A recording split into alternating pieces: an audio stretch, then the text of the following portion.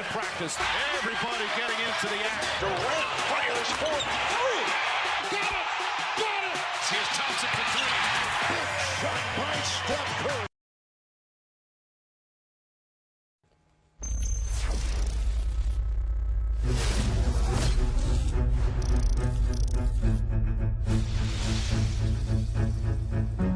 Live at the Felt Forum in New York, the time has elapsed for Seattle picking fifth. Seattle got that fifth pick, by the way, in a trade with New York.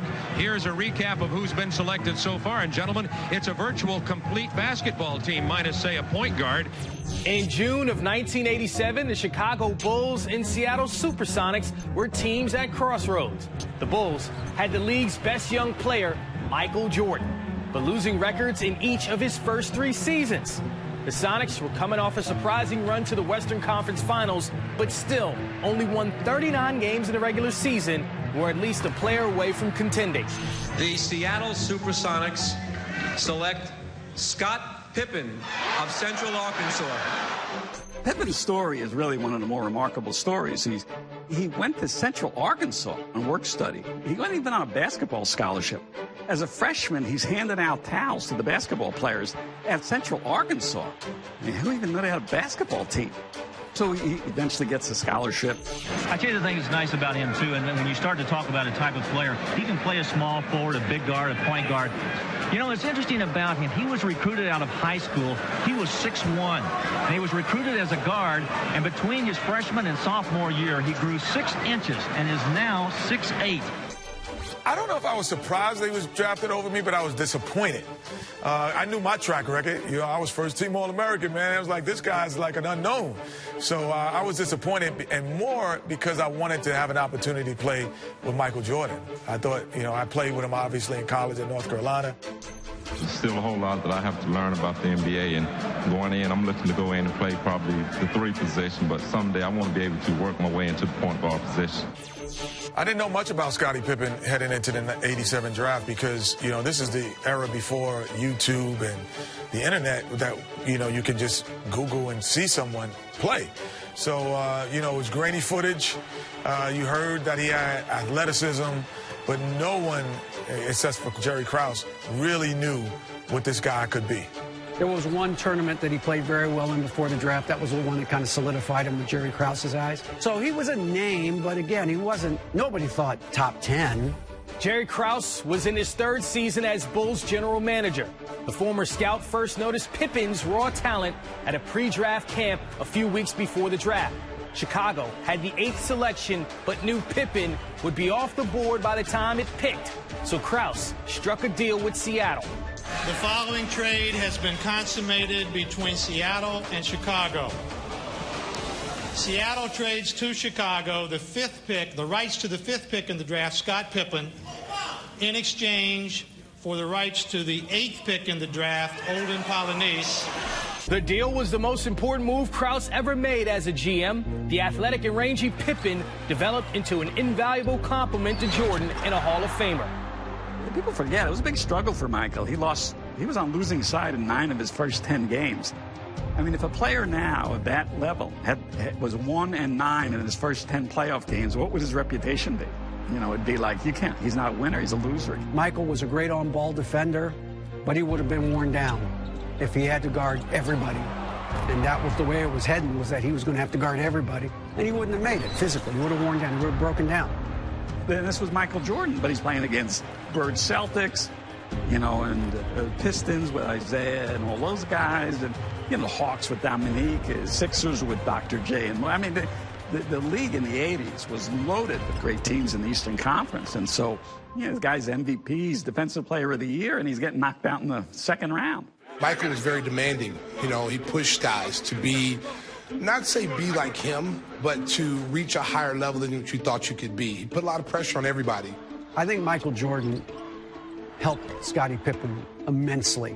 And what I mean is not just in terms of the physical, but I mean the mental toughness, because you could not, if you weren't mentally tough, you couldn't play with Michael Jordan. He would destroy you. It was always a big thing for Michael, you know, to trust someone. He didn't trust Brad Sellers, and there were a lot of guys he ran, Scott Burrell, and over the years, Rodney McRae is, you know, you've had half dozen or more players that he ran off the team because He didn't demand they be traded or anything, got rid of, but he didn't have respect for him and he didn't trust him. Scottie, Horace, myself, B.J. Armstrong. I mean, we can go down the line. Every player that played with him, he pushed you. And it was some people could handle it, some people couldn't. The guys who can handle it were on those championship teams. The guys who couldn't were on somebody else's team. He destroyed a lot of guys who folded when he was on him. And he stayed on Scottie for years and years until Scottie finally developed the kind of mental toughness it took to play with Michael Jordan. And once he had that, the physical talents were blossoming as he came into his own. And he became a devastating player and a Hall of Fame player. Absolutely a Hall of Fame player. Together, Jordan and Pippen led the Bulls to 6 NBA championships over 8 years. Stretch of dominance matched only by Bill Russell's Celtics. Olden Polynice, on the other hand, played 4 unimpressive seasons in Seattle before he was dealt to the Clippers in 1991. But what if the Sonics hadn't made that draft day deal with the Bulls and kept Pippen for themselves?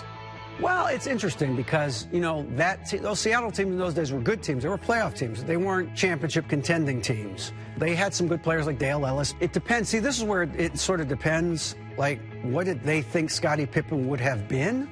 It would have made my game a lot easier because you got one more guy on the floor that you got to pay attention to offensively. It was unfortunate I played with teams with some players that didn't command a double team. 2 years after trading Pippen, the Sonics drafted explosive power forward Shawn Kemp with the 17th pick in 1989.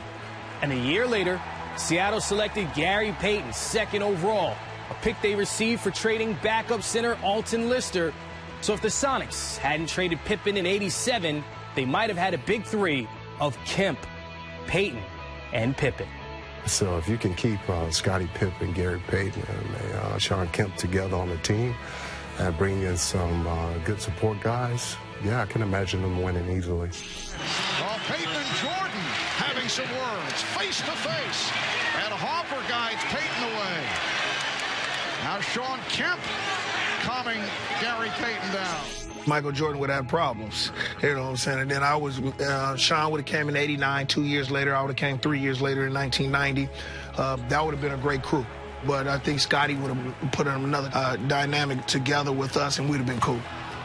That would have been nasty. I mean, if you go back and you look at that Sonics team, you put those 3 guys together, I mean, they're freakish athletes, or 2 of the 3 are freakish athletes. Kemp was off the charts. You look at the guys today, Blake Griffin, all these guys that jump out of the gym, they got nothing on Shawn Kemp. And then you throw Scottie Pippen in there, who is just as a freakish athlete as Kemp.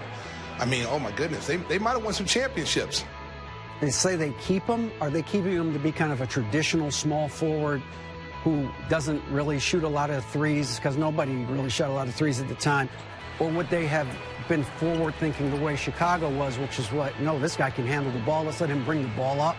Let's let him press Magic Johnson 94 feet in the finals. Give him these really kind of new assignments for somebody his size. I don't know if they would have done that. The mid-90s Sonics rotation might have looked something like this. Gary Payton at the 1, Hersey Hawkins at the 2, Pippen at the 3, Kemp at the 4, Sam Perkins at the 5, Nate McMillan and Detlef Schrempf coming off the bench. We'd have won a couple championships, I think, because Scottie would have turned it around for us a little bit. He would have been that guy that can guard the big guards, and I can guard the little guards. We can switch everything, the way we played. That's the way we played anyway. It would have been a big difference if he would have stayed, and I would have loved to play with him. Gary Payton was a tough guy. I mean, he's, in your face, general type guy. I think Scottie would have played well with him because they both love to play defense. They're both 2 great defenders, and I think that would have really joined those 2 guys together. They would have never gotten past the Michael Jordan Chicago Bulls, that team, no matter how good they would have been. Because Michael was clearly head and shoulders above the elite players in the league. He was head and shoulders above the elite. So he was going to eventually win titles, regardless who was sitting in those seats.